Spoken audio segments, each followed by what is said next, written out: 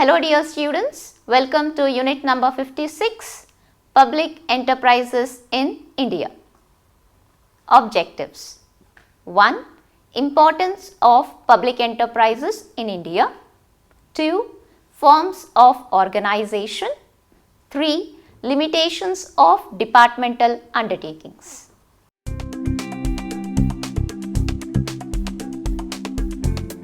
Public enterprises as a form of business organization has gained importance only in recent times.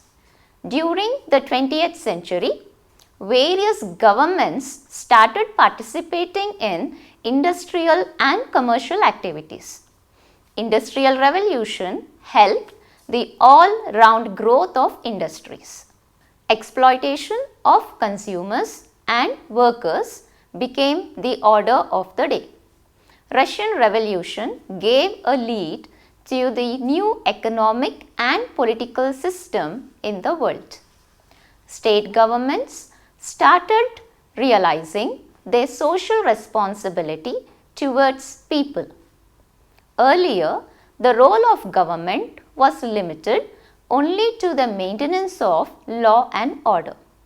During the 20th century, the outbreak of two world wars, depression in many countries and social evils of the industrial revolution of earlier times compelled state governments to participate in planning and developing the industrial structure of their countries. Business activities were left mainly to individuals and private organizations, and the government took care of only the essential service such as railways, electricity supply, postal service, etc. But it was observed that private sector did not take any interest in the areas where the gestation period was long. Investment was heavy and the profit margin needed to be higher, such as machine building, infrastructure, oil exploration, etc. Not only that, industries were also concentrated in some regions that had certain natural advantages like availability of raw materials, skilled labor, and nearness to market.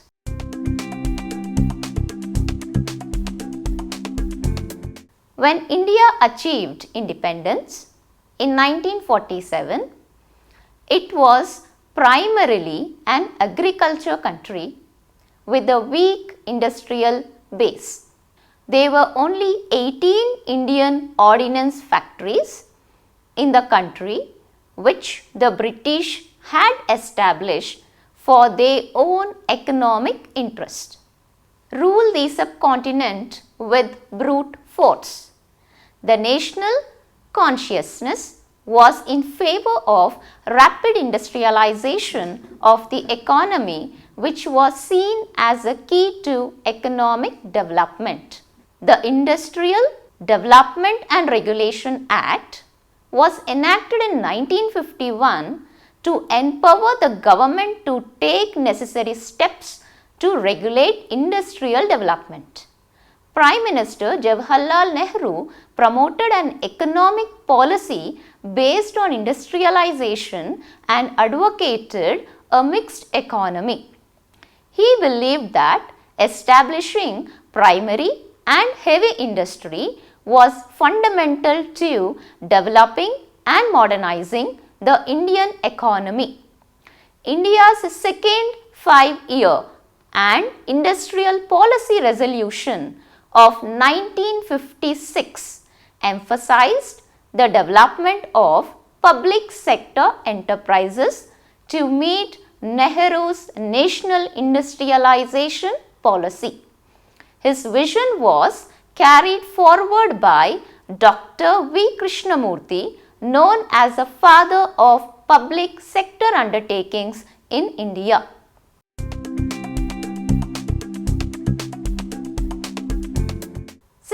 independence, public enterprises have been strategically important to the Indian economy. Being a country with a diverse geographical spread, public enterprises ensures that there is a balance in the regional investment. In India, there are many regions where private enterprises need incentives and concessions to induce them to operate. However, public enterprises have ensured that industries grow and flourish in different parts of the country. Unified controls of public enterprises ensures their economic functioning while enjoying economies of scale. Indian consumers have also benefited from the development of public enterprises in India. Employees receive a fair deal as compared to the private sector. These enterprises have taken the lead to initiate development in the core sectors. The core sector is comprised of strategic sectors which provide externalities to the economy as a whole. Public enterprises ventured into the core sector even when the returns were modest or insignificant. Further, public enterprises account for nearly 20% of India's gross national product. They also pay dividends to the government and enhance export earnings and import substitution.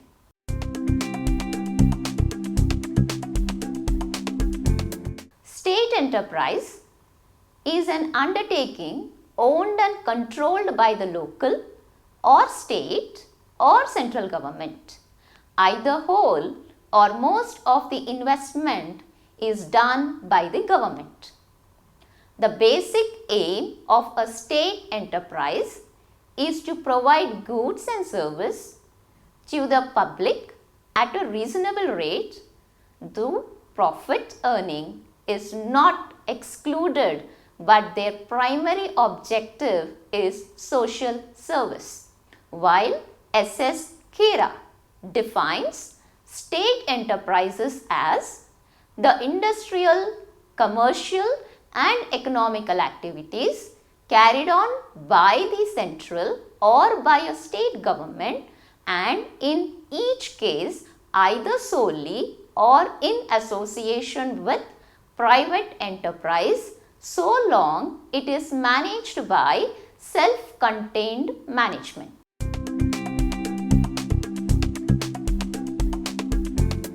A. Government ownership and management. The public enterprises are owned and managed by the central or state government or by the local authority. The government may either wholly own the public enterprises, or the ownership may partly be with the government and partly with the private industrialist and the public. In any case, the control, management and ownership remains primarily with the government. B. Financed from government funds. The public enterprises get their capital from government funds, with the government has to make provisions for their capital in its budget. C. Public welfare. Public enterprises are not guided by profit motive. The major focus is on providing the service or commodity at the reasonable prices. D. Public utility services. Public sector enterprises concentrate on providing public utility services like transport, electricity, telecommunication, etc. E. Public accountability. Public enterprises are governed by public policies formulated by the government and are accountable to the legislature. F. Excessive formalities. The government rules and regulation forces the public enterprises to observe excessive formalities in their operations. This makes the task of management very sensitive and cumbersome.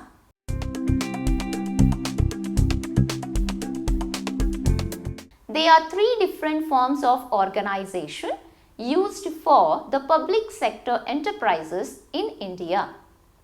They are 1.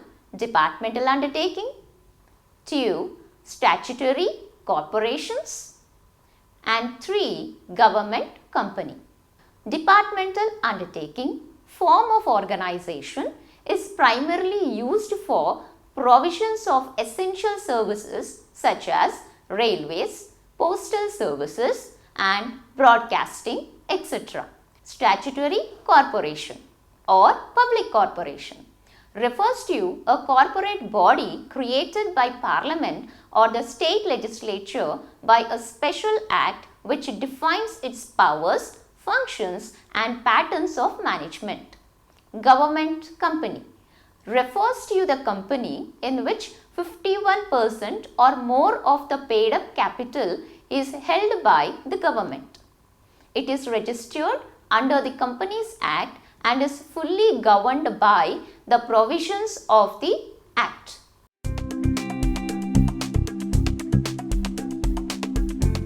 Development undertakings are the oldest among the public enterprises. A development undertaking is organized, managed and financed by the government. It is controlled by a specific department of the government. Each such department is headed by a minister.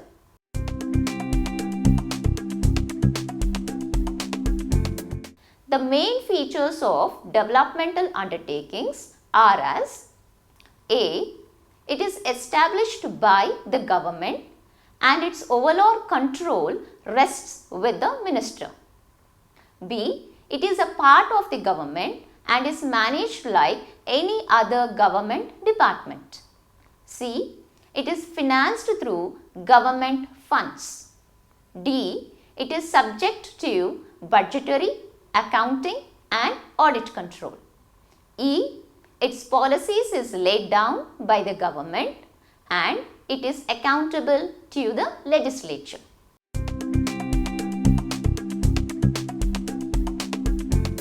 One.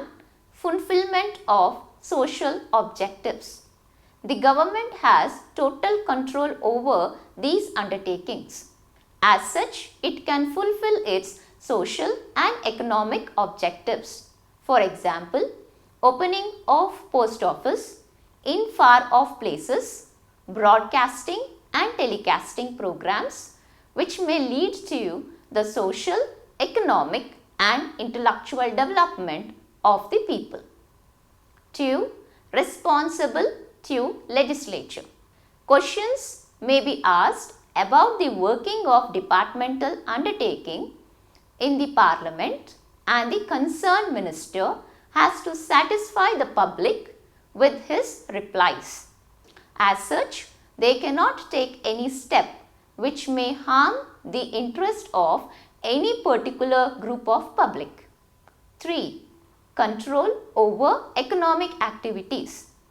It helps the government to exercise control over the specialized economic activities and can act as an instrument of making social and monetary policy. 4. Contribution to government revenue, if any, belong to the government. This leads to increase in government income. Similarly, if there is deficiency, it is to be met by the government. 5. Little scope for misuse of funds. Since such undertakings are subject to budgetary accounting and audit control, the possibilities of misuse of their funds are considerably reduced.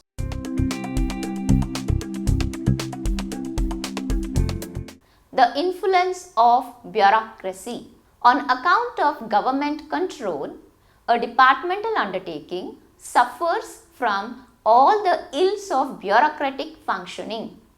For instance, government permission is required for each expenditure, observance of government decisions regarding appointment and promotion of the employees, and so on.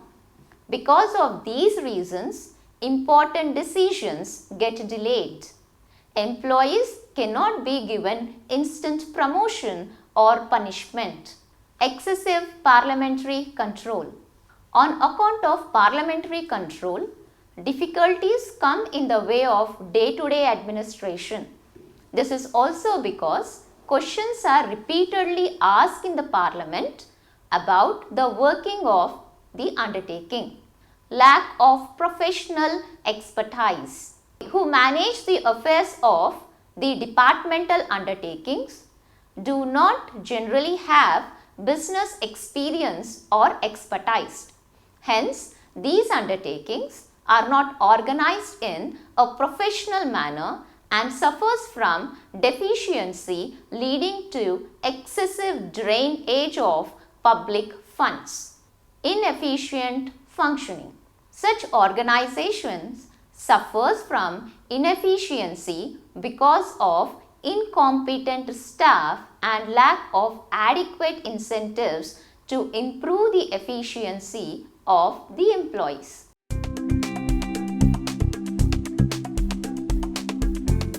The statutory corporations or public corporations refers to such organizations which are incorporated under the special act of the Parliament or state legislative assemblies.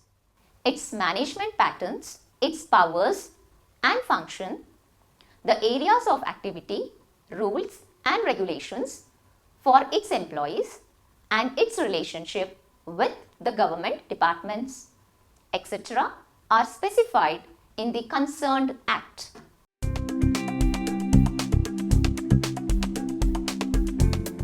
A. It is corporated under a special act of Parliament or state legislative assembly. B. It is an autonomous body and is free from government control in respect of its internal management. However, it is accountable to Parliament and state legislature. C. It has a separate legal existence. Its capital is wholly provided by the government. D. It is managed by Board of Directors, which is composed of individuals who are trained and experienced in business management.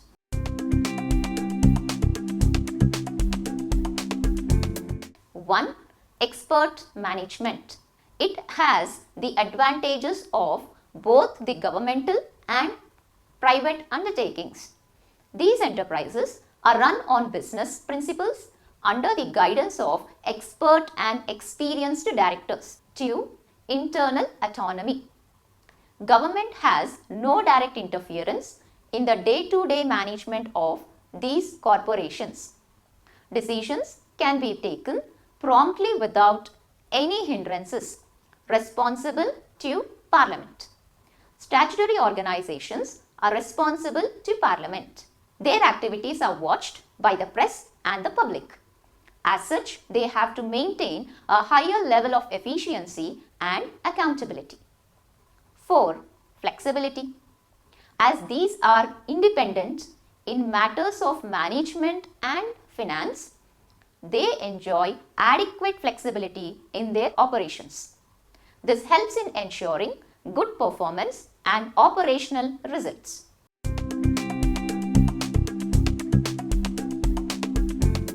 The amendment of their activities and rights can be made only by the Parliament. This results in several impediments in business of the corporation to respond to the changing conditions and take bold decisions. The statutory corporations usually face little competitions and lack motivation for good performance. Hence, they suffer from ignorance of commercial principles in managing their affairs.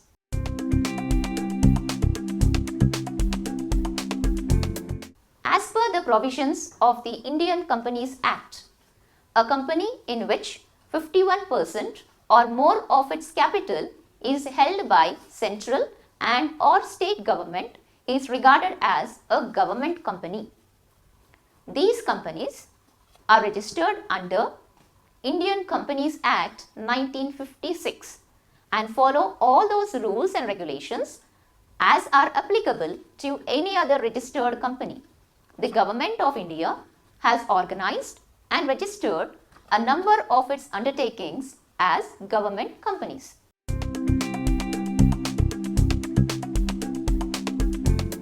The main features of government companies are as follows. A. It is registered under the Companies Act 1956. B. It has a separate legal entity. It can sue and be sued and can acquire property in its own name. C. The annual reports of the government companies are required to be presented in Parliament. D. The capital is wholly or partially provided by the government. In case of partially owned company of the capital is provided both by the government and private investors. But in such a case, the central or state government must own at least 51% shares of the company.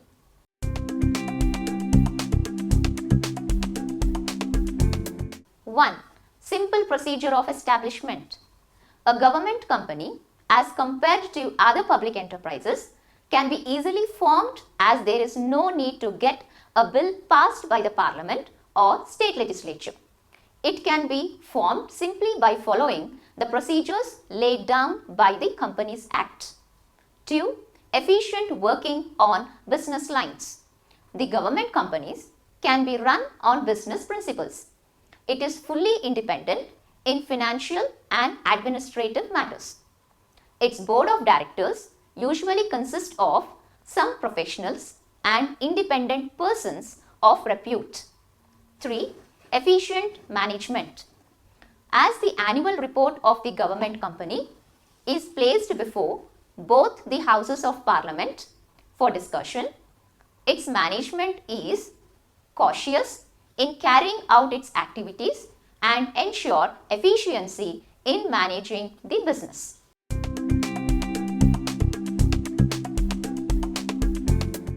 The management of government companies always have the fear of public accountability. As a result, they lack initiative in taking right decisions at the right time. Moreover, some directors may not take real interest in business for the fear of public criticism. In practice, the management of these companies is generally put into the hands of administrative service officers who often lack experience in managing the business organizations on professional lines. So, in most cases, they fail to achieve the required efficiency levels.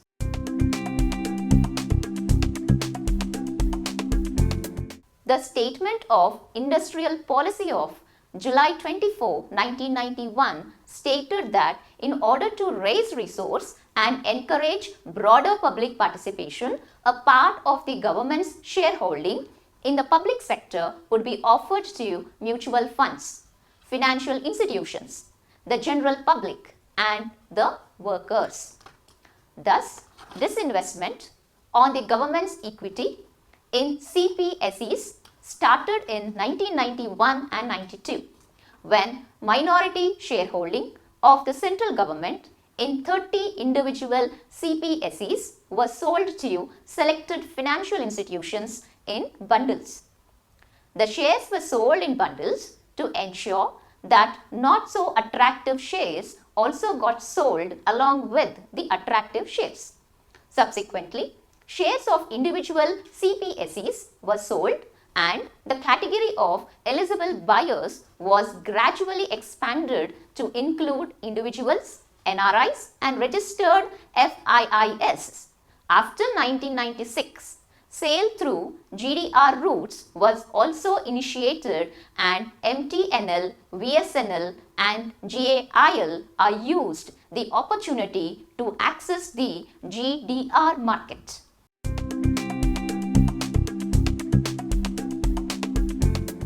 The current policy encourages development of people's ownership of central public sector enterprise so as to share in their wealth and prosperity, while ensuring that the government equity does not fall below 51% and government retains management control. The salient features of the current policy on disinvestment are: 1. In case of profit-making minorities, stake sale disinvestment, 49% equity of central public sector enterprises, management control of central public sector enterprises will remain with the government. 2. Various factors such as different equity structures, financial strength, funds requirement, sector of operation, etc. do not permit a uniform pattern of disinvestment. Therefore, disinvestment to be considered on merits and on a case-by-case basis. 3. Citizens have a right to own part of the shares of PSEs that should result in increased retail shareholdings.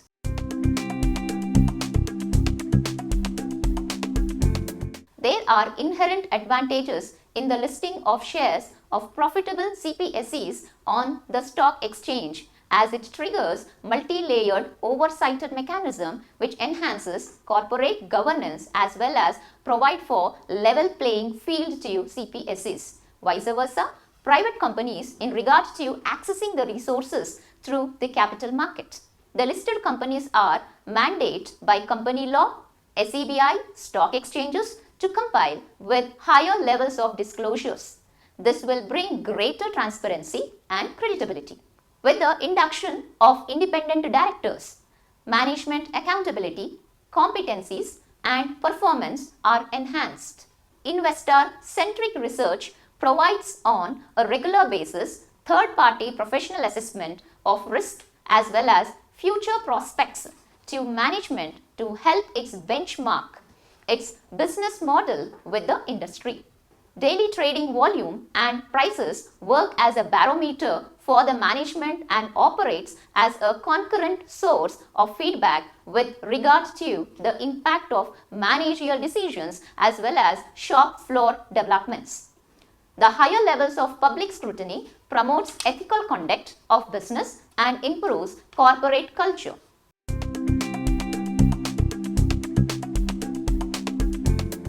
Certain public sector undertakings have been awarded additional financial autonomy. These companies are public sector companies that have comparative advantages, giving them greater autonomy to compete in the global market. Initially awarded to 9 PSUs as Navratna status in 1997. Originally, the term Navratna meant as talisman, composed of 9 precious gems. Later, this term was adopted in the court of Gupta Emperor Vikramaditya and Mughal Emperor Akbar as a collective name for 9 extraordinary courtiers as their respective courts. The government established the higher Maharatna category, which raised a company's investment ceiling from rupees 1000 crores to rupees 5000 crores. The Maharatna firms can now decide on investment of up to 15% of their net worth in a project, while the Navratna company could invest up to rupees 1000 crores without explicit government approval. 1. Bharat Heavy Electricals Limited. 2. Bharat Petroleum Corporation Limited. 3. Coal Indian Limited. 4. Gas Authority of India Limited. 5. Indian Oil Corporation Limited. 6. National Thermal Power Corporation. 7. Oil and Natural Gas Corporation. 8. Steel Authority of India Limited. List of Navratnas. 1. Bharat Electronics Limited. 2. Container Corporation of India. 3. Engineers India Limited. 4. Hindustan Aeronautic Limited. 5. Hindustan Petroleum Corporation Limited. 6. Mahanagar Telephone Nigam Limited. 7. National Aluminium Company. 8. National Buildings Construction Corporation. 9. National Mineral Development Corporation. 10. Neyveli Lignite Corporation Limited, Oil India Limited. 12. Power Finance Corporation. 13. Power Grid Corporation Limited. 14. Rashtriya Ispat Nigam Limited. 15. Rural Electrification Corporation. 16. Shipping Corporation of India.